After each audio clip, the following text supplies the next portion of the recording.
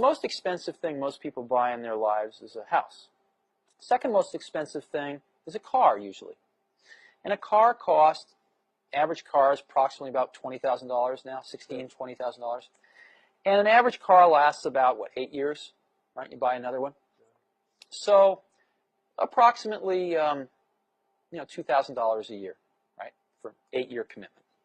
Your child goes to school, right, approximately 8 years in K through 8, right? Right. You don't like to switch schools. It's about an 8-year commitment. What does the state of California spend per pupil per year? I have no idea. In a public school? I have no idea. What they spend per year per pupil is about $4,400.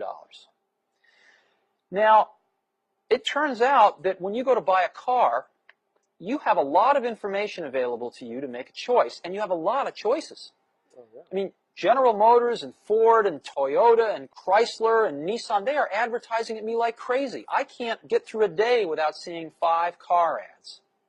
And they seem to be able to make these cars efficiently enough that they can afford to take some of my money and advertise to other people with it, so that everybody knows all about these cars. And they keep getting better and better and better each year because there's a lot of competition. And there's a warranty. And there's a warranty, that's right. But in schools, since people don't feel like they're spending their own money, they feel like it's free, right? No one does any comparison shopping. Matter of fact, if you want to put your kid in a private school, you can't take the $4,400 a year out of the public school and use it. You have to come up with, $5,000 or $6,000 of your own, or even $4,400 of your own money. Sure. Or more. I believe very strongly that if the country gave each parent a voucher, a check for $4,400 that they could only spend at any accredited school,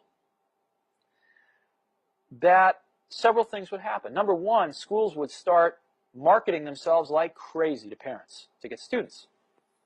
Secondly, I think you see a lot of new schools starting. I've suggested as an example, if you go to Stanford Business School, they have a public policy track. They could start a school administrator track. So you could get a bunch of people coming out of college, tying up with somebody who just got out of business school. They could be starting their own schools. Sure. You could have 25-year-old kids out of college, very idealistic, full of energy. Instead of starting a Silicon Valley company, they'd start a school.